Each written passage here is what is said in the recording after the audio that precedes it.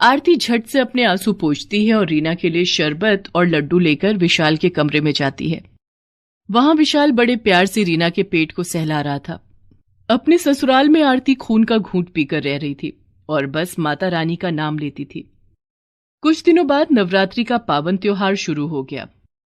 आरती ने अपने सास ससुर से घर में नवरात्रि का अनुष्ठान करने की अनुमति मांगी। नहीं नहीं, रीना की गोद भराई की रस्म होनी है। एक घर में दो दो अनुष्ठान नहीं हो सकते। तुम कहीं और जाकर अपना ये नाटक करो। आरती के सास ससुर उसे घर में नवरात्रि की पूजा करने के लिए मना कर देते हैं, जिसके बाद आरती अपने पिता सूरज की झोपड़ी में नवरात्रि पूजा करने लगती है। आरती ने अपनी झोपड़ी में देवी दुर्गा की प्रतिमा की स्थापना की और व्रत उपवास करके पूरे विधि विधान से माता रानी की पूजा अर्चना की।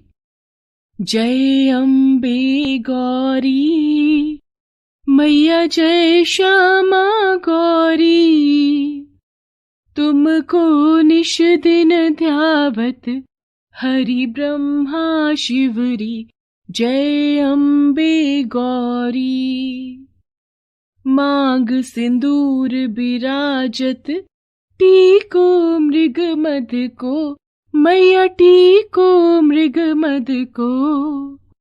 उज्ज्वल से दो नैना, उज्ज्वल से दो नैना, चंद्र बदननी को।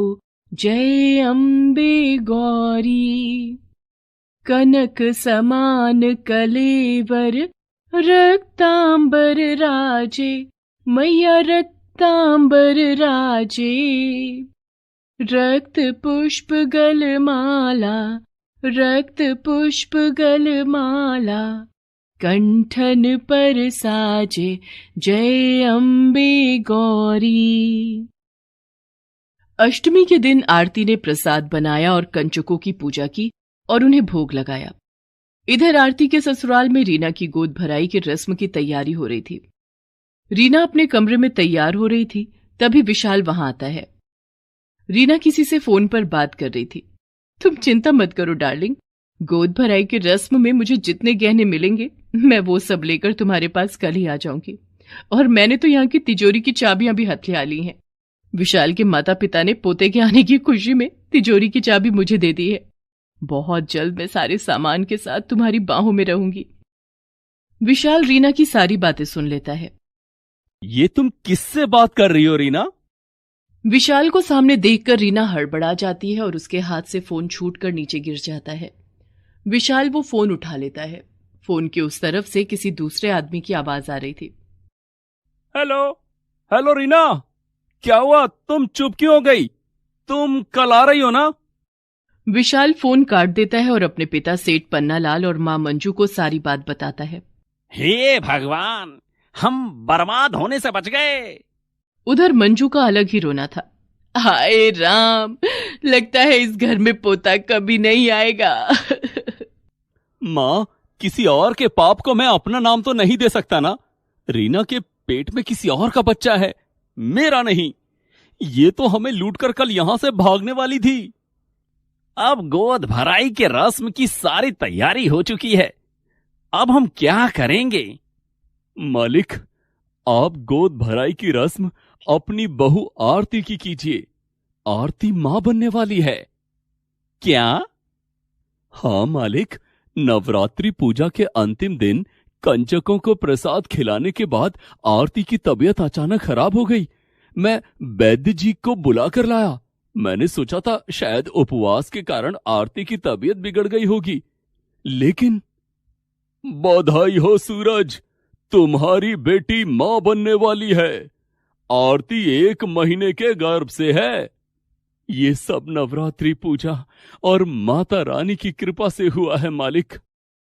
सूरज की बात सुनकर मंजू ने आरती को गले से लगा लिया। सभी ने आरती से अपने कुकर्मों की माफी मांगी और आरती की गोद भराई की रस्म पूरी की गई। विशाल ने पुलिस बुलाकर रीना को हवालात भेज दिया और 8 महीने बाद माता रानी की कृपा से आरती ने एक सुंदर सी बेटी को जन्म दिया। बोलो माता रानी की जय, शेरा वाली की जय, पहाड़ा वाली की जय। सियाराम दुर्गापुर गांव में पंडाल लगाने का काम करता था। खास तौर पर नवरात्रि के दिनों में सियाराम को खूब काम मिलता था, क्योंकि नवरात्रि के हर दिन गांव में कोई न कोई माता रानी का जागरण या भजन कीर्तन करवाता ही रहता था। इसके साथ ही सियाराम खुद भी माँ दुर्गा का परम भक्त था।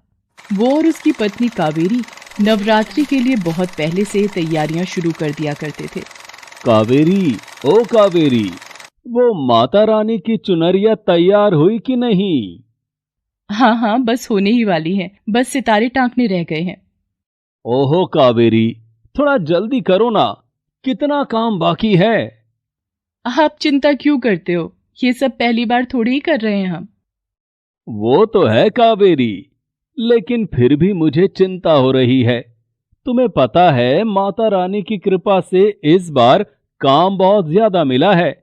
पूरे नवरात्र हर दिन 2 से 3 जगह पंडाल लगाने हैं। मुझे डर है कि कहीं कोई गलती ना हो जाए। ऐसे कैसे गलती हो जाएगी जी? माता रानी का आशीर्वाद है हमारे साथ। जैसे हर बार काम अच्छे से होता है, वैसे ही इस बार भी होगा। बाकी एक सुझाव है मेरे पास, अगर आपको ठीक लगे तो। हाँ हाँ, बताओ कावेरी, क्या कहना चाहती हो? कल मुझे सीता भाभी मिली थी, बड़ी परेशान थी बेचारी। वो हरी भैया सब कुछ छोड़कर वापस गांव आ गए हैं।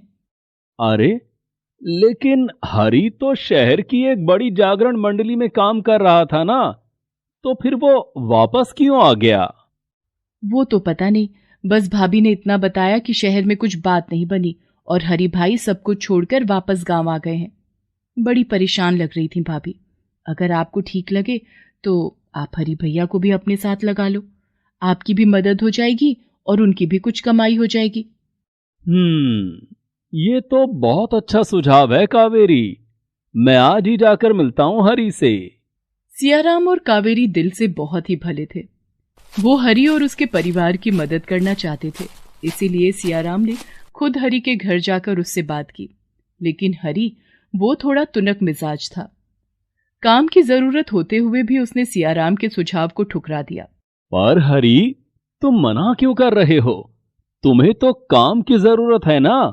मैं तो इसीलिए तुम्हारी मदद करना चाह रहा था। सियाराम भैया, मुझे अपना काम करना है। अब आपके साथ जुड़कर काम करूंगा तो चलेगी तो आपकी ही, और वैसे भी कितनी कमाई हो जाएगी मेरी। सच कहूं तो मैं शहर से गांव इसीलिए आया हूं, ताकि यहां आकर मैं खुद का काम शुरू करूं। अच्छा, तो ऐसी बात है। चलो कोई बात नहीं, तो फिर मैं चलता हूं। तुम खूब अच्छे से अपना काम शुरू करो, और कोई मदद चाहिए हो तो बेझिझक बताना मुझे। तुम्हारा दिमाग खराब है क्या? इतना अच्छा मौका था। सियाराम भैया का